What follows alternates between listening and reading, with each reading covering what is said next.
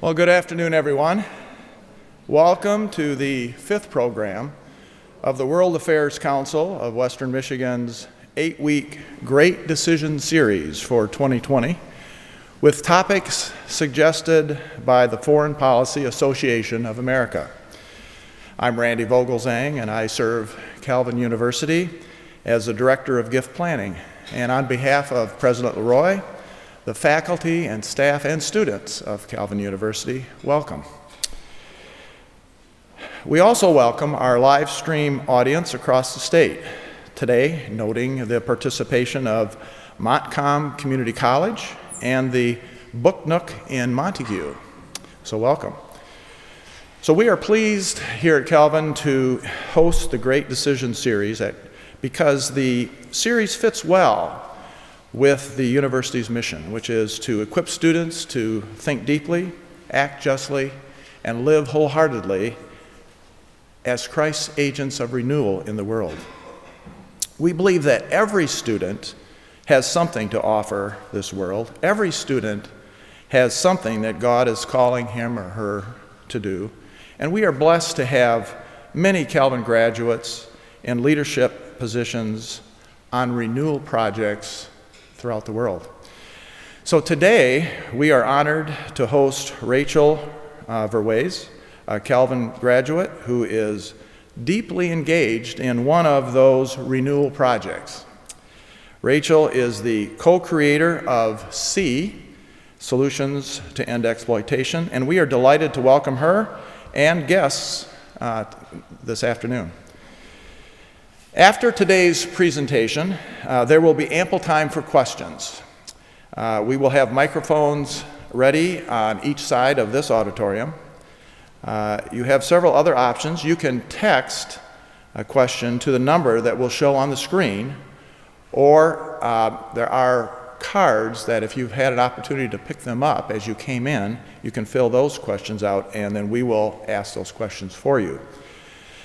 Please exhibit civility to our guests and hospitality to others in the audience by asking respectful and succinct questions. And now, Mr. Michael Van Denen, Executive Director of the World Affairs Council of Western Michigan, will introduce our guide for today's conversation. Michael. Thank you very much. Thank you. Thanks much. Thank you, Randy.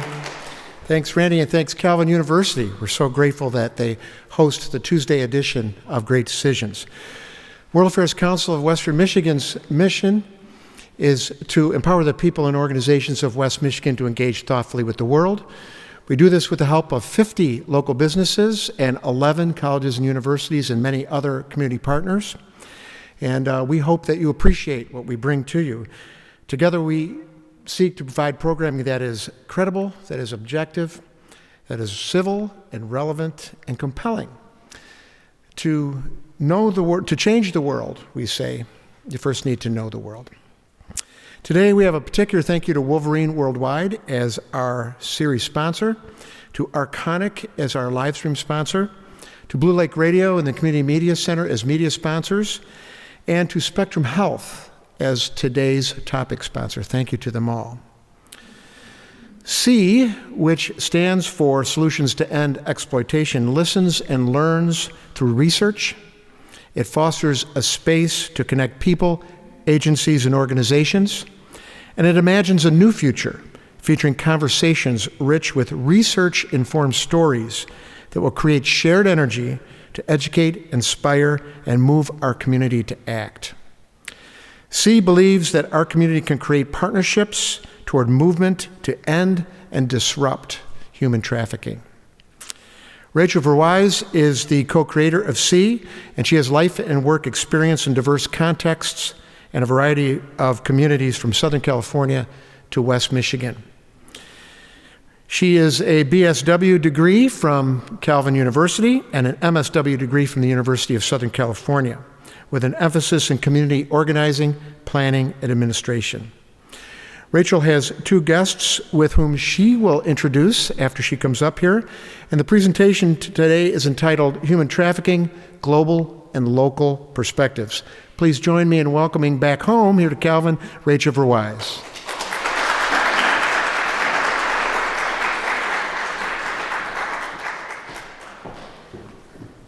Thank you, Michael, and thank you for Calvin University hosting us today. It is an honor as a former student and also an adjunct professor here the last few years to be here with you today.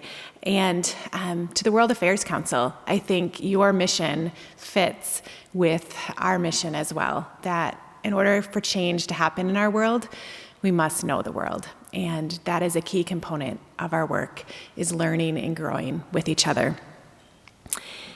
And it is 2020, and we're spending the day talking about human trafficking. It's a critical conversation that's relevant for our world today and for our local community. And I think back to this weekend and celebrating International Women's Day.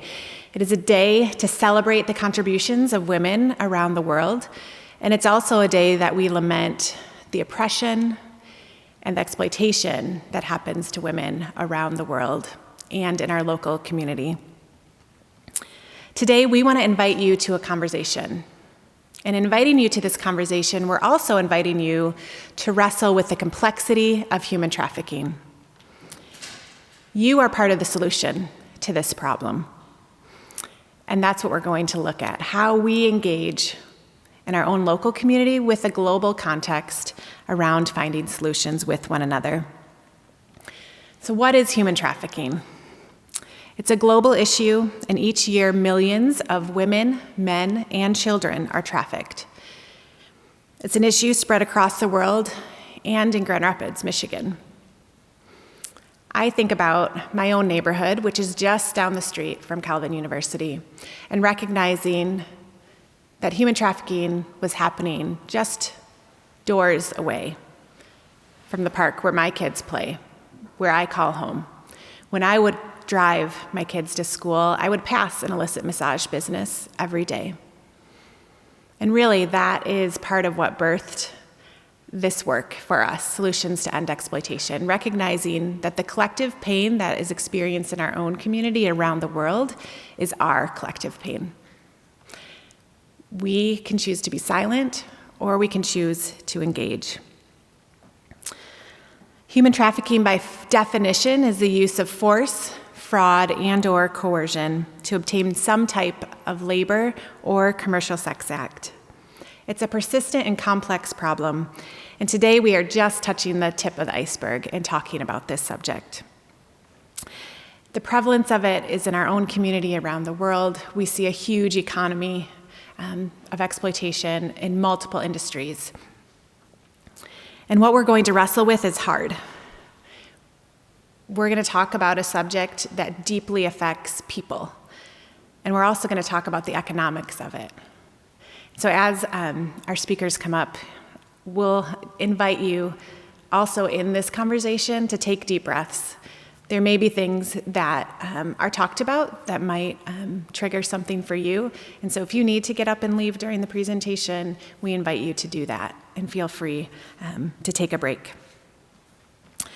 But we know that data, some of the data we've done here locally, and that story collecting and that research is about people. And I think Brene Brown does a really great job of framing data. She talks about stories being data with a soul.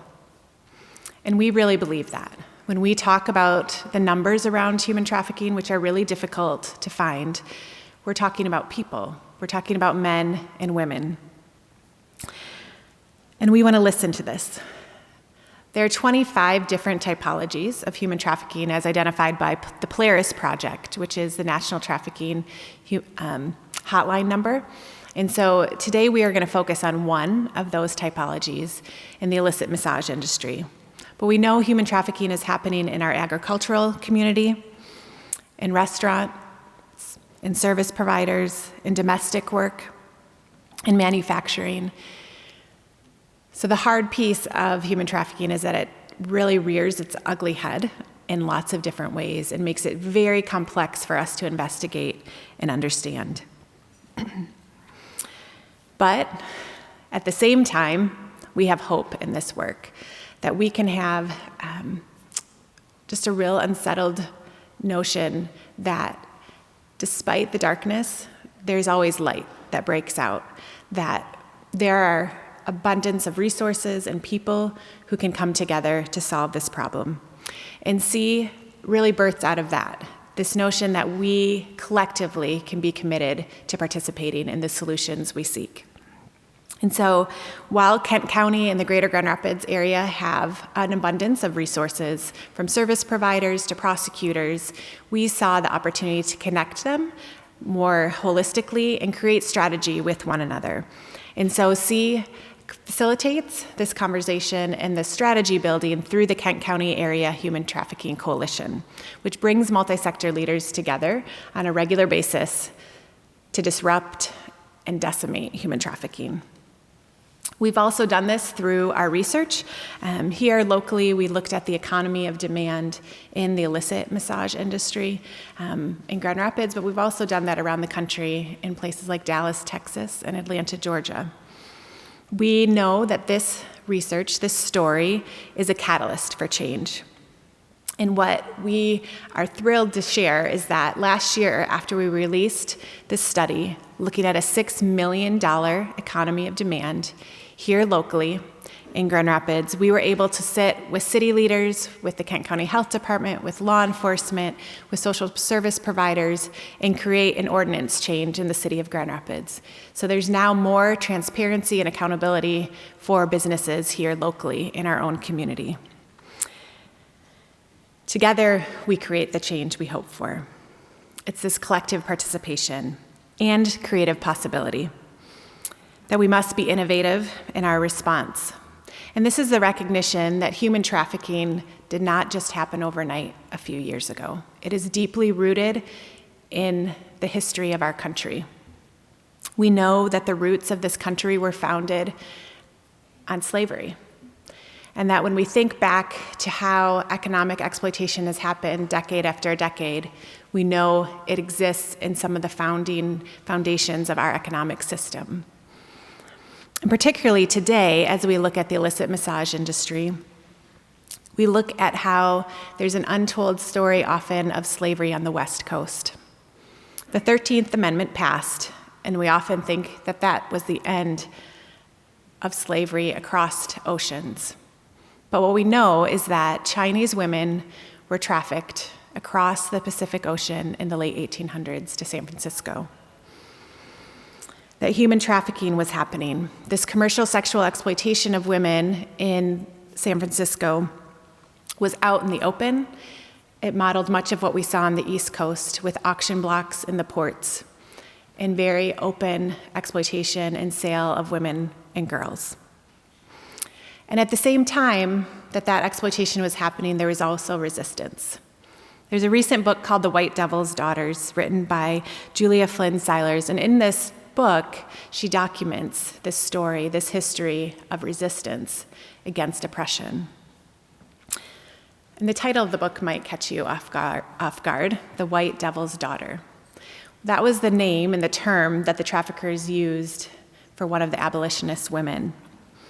They called her the White Devil to create fear and instill fear in the women who were being trafficked, to create pause for them to seek help, to really play off cultural misunderstanding, language barriers, and isolation they may have been feeling. And so they called Dolly Cameron, one of the abolitionists who ran the safe houses, the White Devil. So facing barriers where traffickers were calling her derogatory terms, violent attacks, different sicknesses that swept the city, she and other Chinese women fought. They created safe houses, and they rescued hundreds of women. They were part of the resistance. They were part of the hope. And what we know is human trafficking has morphed over time and continued in our own community. And even though we've passed laws and policies outlawing it, it has continued to this day. And we're going to dive into what that looks like in present day Michigan and our nation and the global connect. And what we also know is in this darkness and in this exploitation, there's always been resistance. There's always been people like Dolly and Ten Fu Wu who have stood up against the oppression. And I'm thrilled today to introduce to you two women who are part of the resistance here in our country. Missy Wiseman is my colleague at C Solutions to End Exploitation and also works in Washington, D.C. for a research firm there doing intelligence analysis. And she's going to talk about the economy of demand and really the business model of human trafficking. And we also have with us Kathy Chen, who's a national leader in cultural consulting with Canterbury Consulting and the former executive director of the Asian American Community Services Organization in Columbus, Ohio. And it's my privilege to work with both of them in this work day in and day out, because this is a long journey forward, but we have hope that we are part of the change, that we're inviting you to be a part of the change we hope for.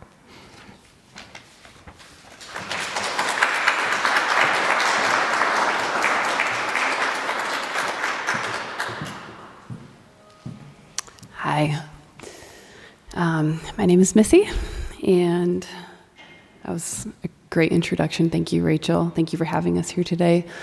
I'm just going to continue on the story that Rachel started. In every state in the United States, there are illicit massage businesses.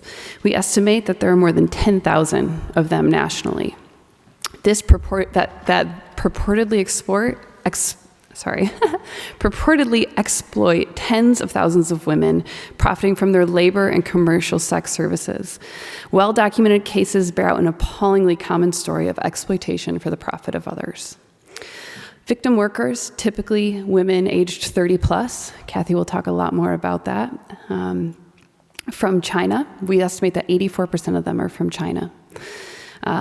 The additional 7% are from Thailand, and the other 9% are typically from Korea, Vietnam, and other smaller Asian countries and Latin America. They arrive legally in the United States on an H-1 or H-2 visa, which are visitor visas.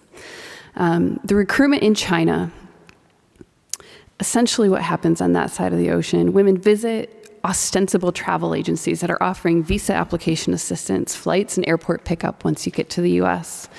These full-service visa agencies promise work authorization and jobs at Chinese-run businesses in the U.S. These visa services cost between $30,000 and $50,000, and victims often borrow these funds from Chinese loan sharks, their families, or travel agency itself. Interest charges on these debts typically average 20 to 30% of outstanding principal that is compounded monthly. After having arrived in the United States, following a route through typically JFK in New York or LAX in Los Angeles airports, they begin their employment at massage businesses, typically providing sexual services that are advertised to sex buyers through sites that are online. Workers learn of job opportunities once they get to the U.S. They can also learn of opportunities through fraudulent recruitment ads and platforms such as WeChat. So what is an illicit massage business and what isn't it? This is an important distinction. Illicit massage businesses operate as brick and mortar retail establishments. The only distinction between an illicit massage and legal professional health service retailer like Massage Envy is that services available include sex acts rather than therapeutic and medical rehabilitation massages. It's critical to make the distinction. A vast majority of massage businesses in the U.S. are legitimate. They're reputable. They operate legally and provide services that we all enjoy. But in contrast to legal licensed massage businesses, Polaris Project states, illicit massage businesses are a very specific type of exploitative, organized crime, commercial front trafficking venues implicated over and over in cases reported to the National Human Trafficking Hotline. To be considered human trafficking in any venue, a situation must include force, which is violence or the threat of violence, fraud, deceitful recruitment practices or fraudulent debt accumulation, coercion, exploiting and creating vulnerabilities through emotional manipulation, debt bondage, document confiscation, threats of deportation, exposure, and shaming consequences to themselves or family members. The American Massage Therapy Association observes, perpetrators have used the guise of operating massage therapy businesses to carry out their crimes. This is a guise of legitimacy. It is what makes the crime of human trafficking in the illicit massage industry so successful. These businesses are not standalone. They are organized crime rings. Perpetrators, driving the illicit massage industry are not just one-off bad actors. They are perpetrators who drive large-scale, well-organized criminal networks, more like the mafia. They're operating these as fronts, and these operations are built to essentially survive police raids. This criminal enterprise is replete with the factors that allow for a thriving industry to profit from, wide-scale commercial sexual exploitation and labor exploitation of women. Some of these examples include robust transnational supply chains that exploit the U.S. visa process, exhaustive methods for controlling victim workers, exploitation of gaps in state and local regulatory and ordinance structures, an inexhaustible market demand from sex buyers who often face limited consequences for purchasing illicit sex. House fees that a buyer might pay range from $50 to $100, with a sex act costing an additional $50 to $300. Extensive money laundering to ensure high margin profits for a largely untaxed industry. These are some of the things that make up the criminal enterprise. Some of the business drivers. They're an exploitation of systematic vulnerabilities. They're exploiting, these organized crime networks are exploiting systematic vulnerabilities that exist in our communities. Economics is really the driver. If margins for these businesses were reduced, this work would honestly lose its appeal. IMB operators, they exploit vulnerabilities in regulatory enforcement and non-immigrant visa processing systems, as well as vulnerabilities of workers themselves. In particular, the illicit massage industry network operators utilize the following approaches: the veneer of legitimate storefronts and the accompanying business registration. They're registering their businesses with our states. They provide cover and reduce the real and perceived risk of sex buyers. IMB operators, illicit massage business operators, exploit gaps in city, state, and municipal codes and governing business operations. They possess a clean paper trail. They have records and utilize legitimate financial institutions for money laundering processes. They have money movers. They use various methods, including money laundering through legitimate businesses, transfer networks, and traditional financial institutions to pass illicit massage business revenues to its investors in the United States and abroad. There are gaps in the U.S. and immigration system that are exploited by these criminal networks to provide recruited workers with a promise of opportunity in the United States. As with many forms of human trafficking involving exploitation of foreign national victims in the United States, recruiters spot, they assess, they recruit new victim workers abroad, and visa procures assist victim workers in creating false backstories that they need to apply for U.S. visas.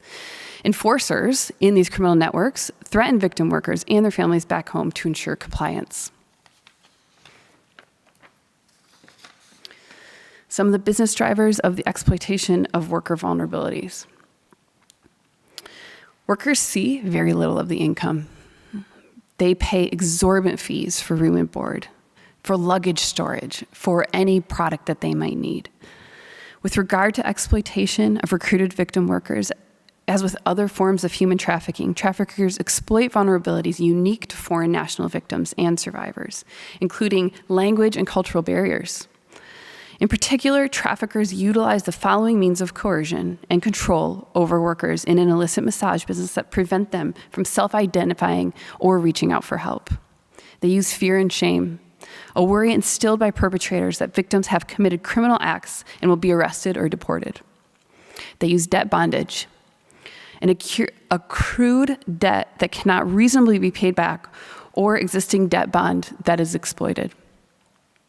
A lack of knowledge, a gap in understanding of U.S. cultural and legal norms, such as rights for workers.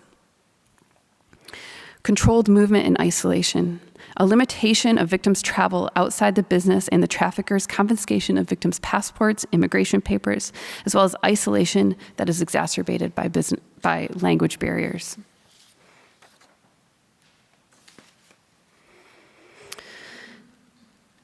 What is law enforcement and service providers' response? Interesting, citizen complaints of suspicion activity often triggered law enforcement action against the illicit massage businesses in these storefronts. They accounted for 70% of law enforcement illicit massage business raids in 2018. Law enforcement has used other methods, traffic stops of sex buyers, surveillance of business and management, and business, tax, and financial records to connect a single illicit massage business storefront to citywide or regional networks, proving organized crime. Operational success and positive response outcomes depends on a strong law enforcement and social service provider collaboration and clear understanding of the cultural factors that are at play within the illicit massage industry. Without specific cultural understandings, responders may assume that victim workers who do not appear to be grateful to be rescued and who claim to have willingly performed sexual services are prostitutes. According to a wide body of reporting, abused Chinese-born victim workers who have never been afforded basic human rights often place little value on individual choice. Kathy Chen, I'm just going to come up here now, and she's going to talk a lot more about the experience of these victims who are trafficked through these supply chains from China.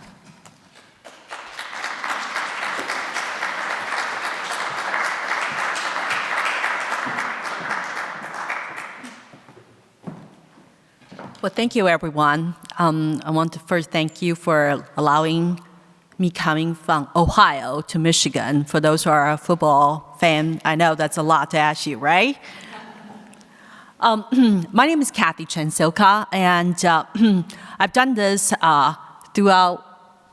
I've visited many states in U.S.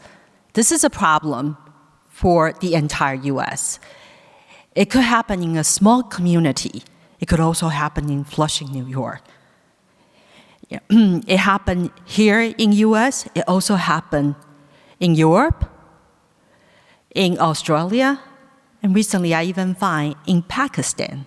This is also a problem. So, really, when we talk about human trafficking, it's a global issue.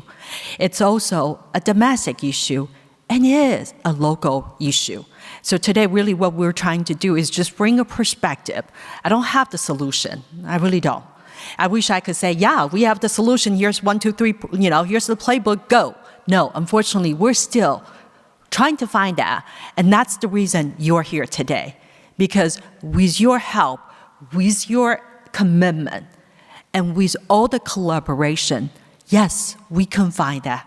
We can find that solution. Maybe not today, but let's say tomorrow. How's that?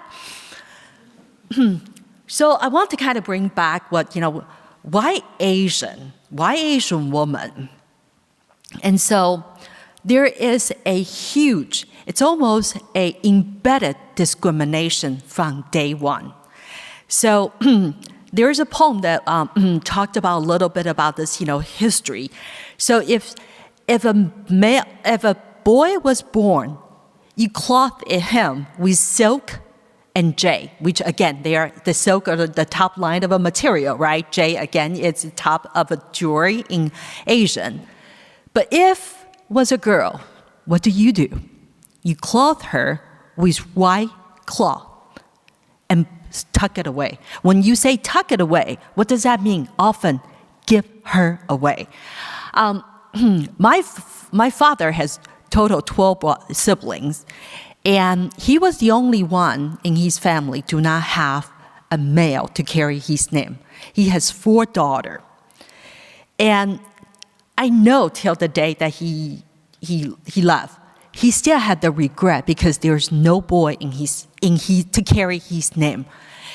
So he trained us to be the top person, we could do anything that, men can do, but that's not reality. So with that said, I want to plant that seed in mind. So with that said, and then in China, there's the one-child birth policy, right? So if a female was born, what do? They they get sent away. They get put away into like a orphanage or give away or even sold. So trafficking itself already happening inside of Asia. And this is not just a dynamic that's only happened in China. You could hear the similar story from Thailand, from Cambodia, on and on, even Korea, whatnot. So this is a fundamental issue. So when earlier we talk about saying women were brought in late 1800 and sold in United States, this was already set there as a trend, as a foundation. Did it stop because the slavery was free? No, it did not, because that was complete topic or area that no one really touched upon. Yes, there were, women helping, but that was just a small movement. And really now what brings us to understand saying we used to think about, sex trafficking. Often that's being equivalent to what? Prostitution, right? No one really look at saying this is a trafficking. Their rights have been taken away. Their life has been ruined. How, ask any girls, any girl, any woman, what's your dream job? And I don't think that's on their list at all. So now we talk about saying, earlier Missy mentioned about why women in their 30s to 50. When I started working in this field, the victim workers I came to contact, they were even older than that. In fact, the first victim worker that I worked with, she was 65 years old. And I was really paused saying, why would you want to do that? And the more I understand is saying, okay, so in the late 1990s, China went through a lot of reform, especially economically. Because first of all their company were owned by the government. Keep in mind, they're not a free country like us here or many other, countries in worldwide. And so all the company will own or control or call it conglomerate or monopolized all by the government. But because of competition, they understand that they have to go through some type of reform. So what do? So they go through a lot of layoff. We're talking about huge layoff, not only to men and women. Now, if the only job that was a government entity, and that's all you will train, like let's say you work in a steel mill, and that's all you have as a skill. Now, the steel mill has been closed down or has been privatized. They want the best worker, the top worker, so on and so forth. They want the young worker. For someone in their 40s, 50s, 60s, do you think they get to keep on that list? So of course they are the first one get let go. When they are letting go, again, they're only in their 40, 50, or even 60s. That's not the end of their life yet. They still want to do something. And so, and that's why do we say this is an organized crime? So you got those creative, scam artists, and then start telling, and talking to people saying, what, you could go to United States, you could go to Europe, you could go to many different, more modernized, advanced country, and you could work there. So for instance, coming to United States, often you can get, Missy mentioned about the B2 visa, which is a visitor visa that will allow you to stay in United States 6 months to go around the whole country. You look at Grand Canyon and all that. Unfortunately, none of this woman ever seen Grand Canyon. They didn't even know what Disneyland is at. They were giving this fake itinerary saying, okay, they're going to come here and, get onto the tour, do, et cetera, et cetera. They never got to done any of that. What they were told is you can come into United States and then you can work a nanny's job, a restaurant job, or jobs are all sorts available in the United States that's out there waiting for you as long as you can get here. So they got here. Some of them often get sent to restaurant work. I grew up in restaurant, and I remember I hated that. Because you just soaking those grease. Those egg rolls are great. I'm telling you, those grease make you just like. Anyway, so they have them to immerse in that. How long do you think they will survive? All right, so of course they say no. Okay, well, all right, you don't want to work this. I got another option. What about working in massage business? Little do they know what do they do there. That they thought about, maybe just helping to do facials, do what? did they know? Did they ask that, the boss is saying, oh, so tell me the clientele, 90% are male or what? No, they don't ask any of those questions because we were never taught about human rights, labor rights, right? Or, for female, lots of us, we were told, you're not there to be seen or to be heard, right? And so they don't ask any of those questions. And then when they got in, and also another thing, keep in mind, they speak very little English. So with the language barrier, they're thrown into this job environment or place. And what do? The customer comes in and demand for a lot of sex act, which they knew nothing about. I have heard horrible stories about, the customer would get violent with them and so on and so forth. So like Rachel said, this is a tough topic and I try not to go in there. And if I do, I apologize. But okay, so with that said, we talk about it's organized crime. While they're here, and we talk about why B2 visa, they take the advantage of knowing United States, it's a humanitarian country. Often, they can come here, apply for asylum.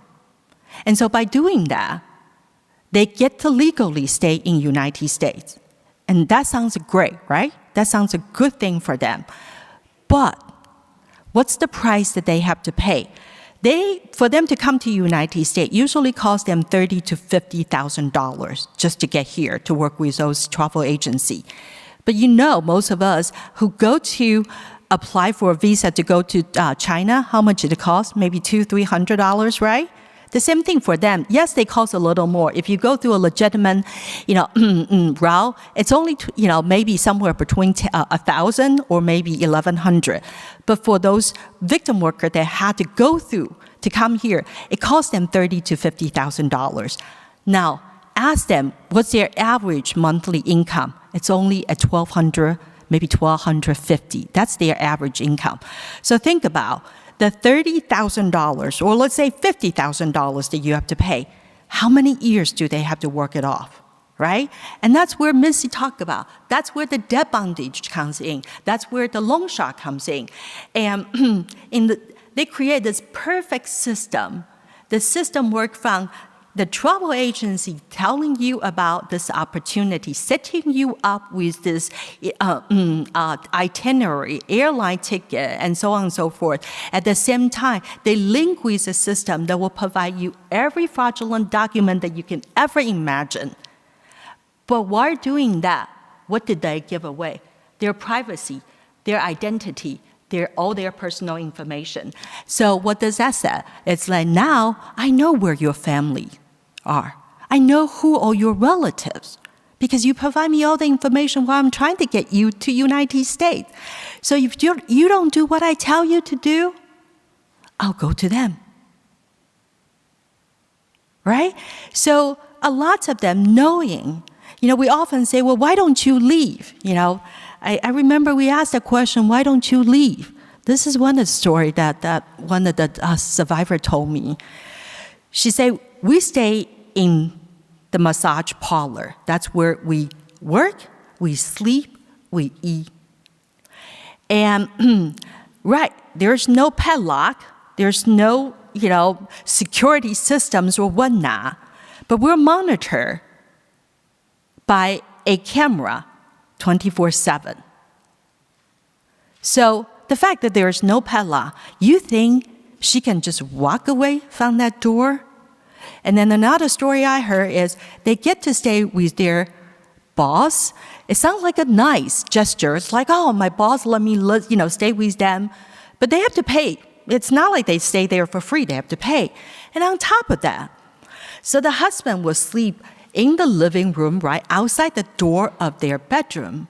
So at night, if they want to escape, guess what? The husband's right there, right? So again, those are, control to let them never be able to leave. And then debt bondage we talked about earlier. When we talk about those unfair practice in United States, if they charge 20% or higher on an annual compound rate, we consider them unfair practice here, right?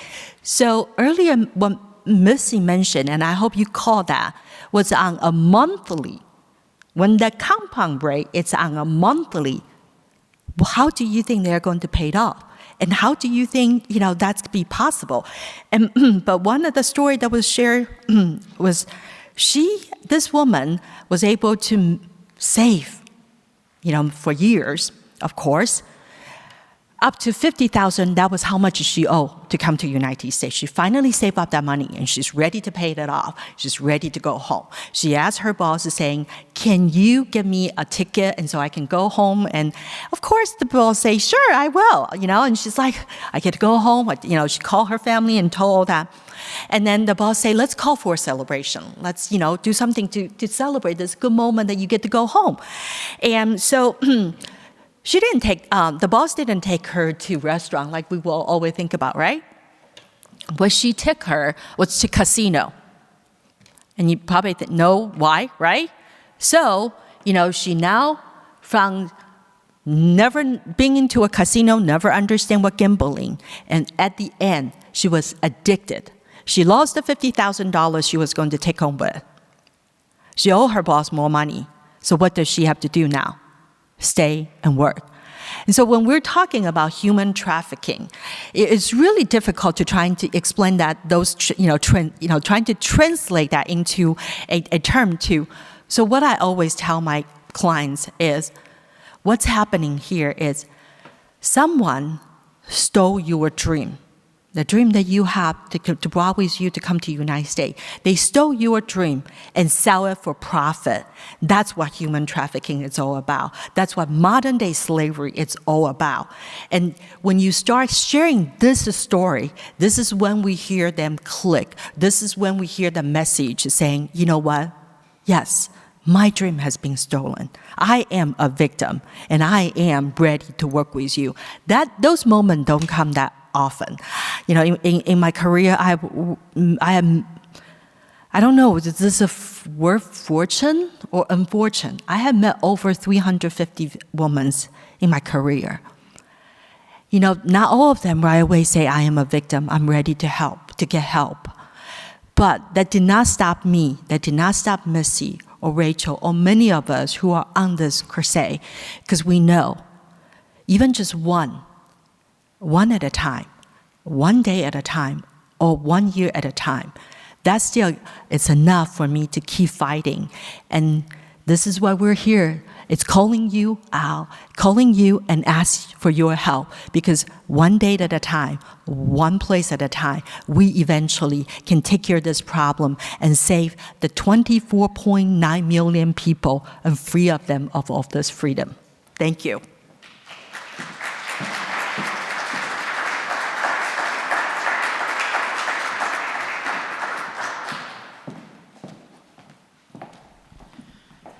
Thank you, Kathy and Missy.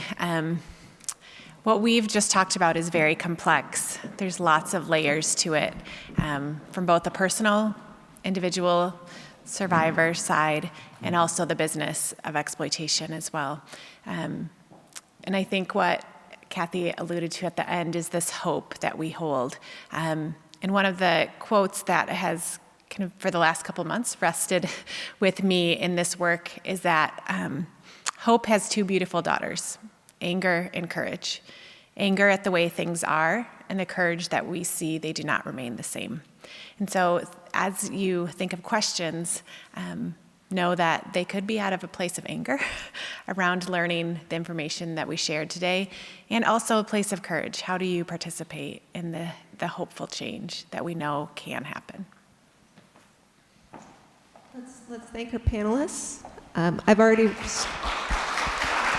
started getting some questions, and I know that the audience will have some too. So I'm going to get this woman in the audience here, but let's start with one. How can I, as a student, help to fight human trafficking in Grand Rapids and to our remote partners in your own community? How can a student make an impact? Well, I think there's a lot of ways that students can be a part of the change. And I'll tell you even a story that happened here at Calvin. And maybe she's here in the room because I have not met her. A student reached out to us and said, can we do a fundraiser for you? And they held a bake sale in Johnny's and got donations from local organizations and raised money for this work. I think we've had a number of young adults do that with us and be part of that solution. We had someone who is a part of a band host a concert, and the proceeds from that concert contributed to the work. So, and that way, I think you're raising awareness, you're telling the story, and also getting people involved to give generously. On an advocacy side, there continues to be policy that needs to be changed. Even here in the state of Michigan, there is a package of bills around human trafficking that will be before the state legislature this next session, and knowing those are there, calling your representatives and being a voice to say, I think this is an important package of bills that needs to be passed. That advocacy makes a difference. You know, your representatives listen to you. And sometimes it's even saying, this is what I don't see happening. Can we pay more attention to that? You know, sharing the story and building awareness. I think on the prevention side here domestically, we see a lot of exploitation and grooming happening through the internet and social media. And I think some of the best voices in advocating against that are young adults. We work with people to do prevention in that area, and they have high school students help them understand what's happening. My teenagers know more about internet apps and what's out there than I do. So recognizing that there's vulnerabilities within social media and that we need young adults to be advocates against that. So those are 3 ways. And I think we also have had interns and college students work with us and be a part of the work as well. Earlier we mentioned about lots of them, you know, the language barrier. So, you know, like college students, if you have time to share, you know, and host, you know, maybe be a volunteer in some of those community organizations, be their ESL instructor, and then, you know, we have done a lot of case management. There used to be funding available for most of the community CBO, you know, community-based organization to provide case management. The funding is keep dwindling down, and so for some of you who are social worker, you know, or is in that field, you know, your volunteer work means a lot to those CBO because then, you know, they can provide some of those case management, or just be the helping them, just be someone that they can talk to, listen to. You know, the healing process does not come like, you know, saying you must do you know, A, B, C, or 1, 2, 3. And sometimes it's just being there, listen to their story, helping them to restore their life. You know, a lot of great conversation I know that we have is not through those, you know, one-on-one, you know, actual consultation or psycho, you know, therapy. What really is a place of a warm place for them to open up, to share about their dream, to share about their story, to share about their life, to share about what they miss. And those moments can be very, very, very helpful. And those are just, it's very easy to be done for any one of you who are here right now. And then, of course, you know, if you have any law students, we're always looking for legal advice or legal help or help us to, you know, managing through some of those paperwork. So those are the things that I can also think of. You had, can you hear me? You had mentioned, well, mostly in our talk and mostly but what we hear are women and girls being trafficked. But you had mentioned earlier that it doesn't just affect women and girls, but men and boys as well. Do you know the statistics for that? Because I mostly hear about women being trafficked. Yeah, statistics are hard to come by, and as Rachel described earlier, the forms of trafficking are so broad. So not exclusively, but I would say typically we see men being trafficked more in the labor side of things.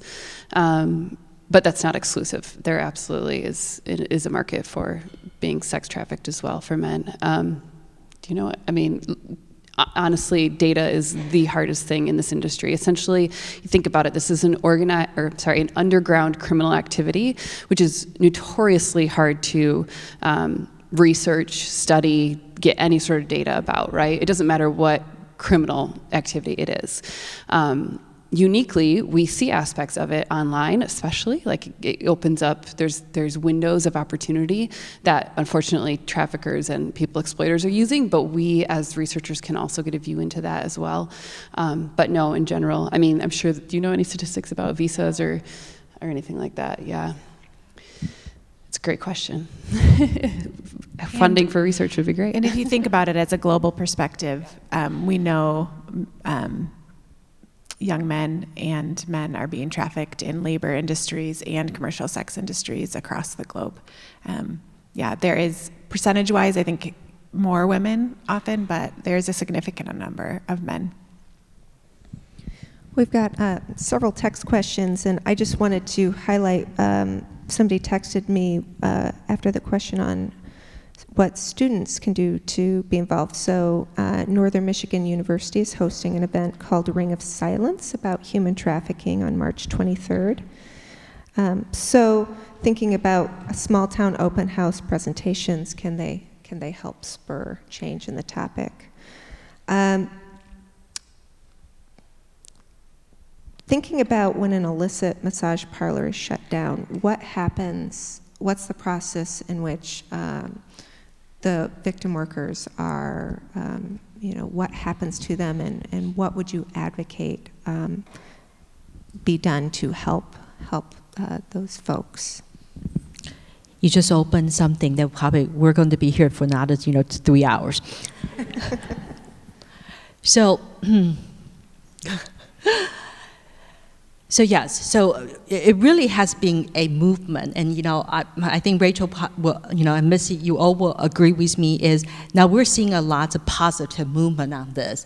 When it first starts, what they have done, when they are shutting down this, what we call the IMB, the massage parlors, what they usually do, they charge them with solicitation, and so that make their, that make life even more difficult now. So keep in mind, some of them are already in the process of trying to apply for asylum. Now they have a criminal record now. So that means they will never receive the asylum approval. So what's that going to mean for them? So what that means is they're going to continue to trap in the system. So now we finally able to, really push that. Now, and then also we talk about trauma-informed interview process. Used to be, yes, most of the vice, or the task force, you really do want to have those, tall, intimidated, men walking in and shut down those business. But at the same time, this creates some fear. So, imagine someone at 6'3", weighs 250 pounds, goes up to you, say, "Tell me." Well, I don't think I'm ready to tell you, right? And so we were able to move that and make the changes now. And so a lot of the law enforcement will invite, social workers or, CBOs that come in to really conduct this together. And so now that's all the positive side.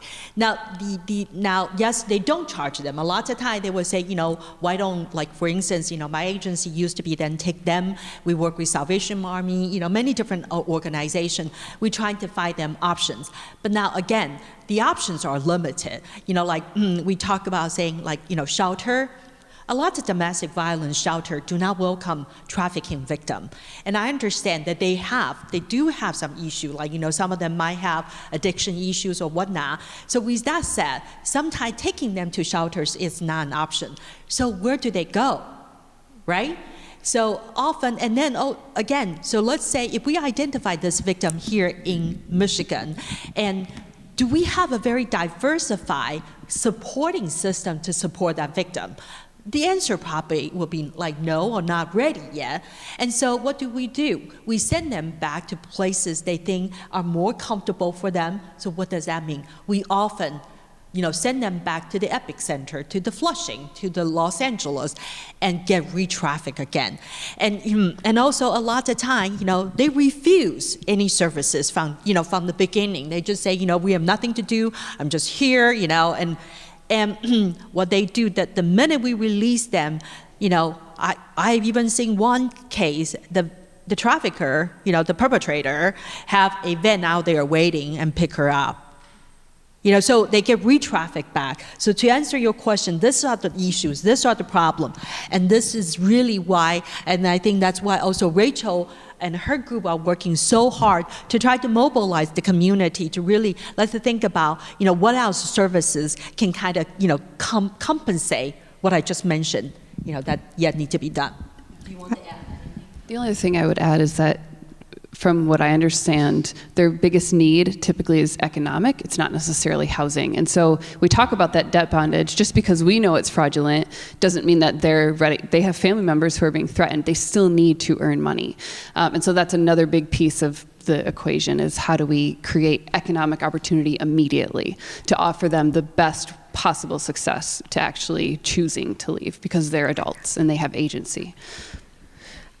This has been asked by several folks, the question of decriminalizing or legalizing prostitution. And I know it's a very complicated issue, but maybe commenting briefly on that. This is a complicated, I don't know if this is a complicated issue. And I think we've seen this start to pop up here in the United States in different cities around the country. And what we see in commercial sex work most often is violence and oppression and abuse. When we locally here worked with a survivor leader who interviewed women and does outreach in our local community, what she heard from 100% of the women she interviewed was that they'd experienced violence, whether that was at the hand of the buyer or the trafficker. So I think if we take away the opportunity to investigate, we open up the door to increased exploitation and violence against women. So what decriminalization bills often hide behind are things like health work. And what we saw recently in DC was the decriminalization of pimps and brothels as well. And so we don't want to shame women at all in this work. I think, in fact, we criminalize women too much still. The amount of prostitution arrests that still happen in this community, grieve me, because I think those women are experiencing control in their lives and abuse. Unfortunately, that's a huge paradigm shift, and we see law enforcement starting to have that paradigm shift, but it's a slow process. So I think we have worked with a lot of survivor leaders who, and I think they have some of the best voice and knowledge of this, and our local survivor leaders that we work with here have been against decriminalization because it takes away the ability to investigate the exploitation that's happening. Rachel, you said earlier that a lot of the investigation comes through tips from the community, tips from people. So what are things that people should look for? How would you know that you're witnessing or watching someone who's being trafficked or illicit business? Are there basic tips that we could be aware of and looking for?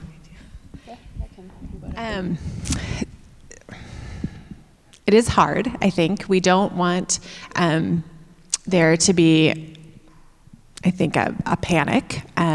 But if you see someone who seemingly is being harmed and abused real time, I think you call 911. If you see someone, suffering violence.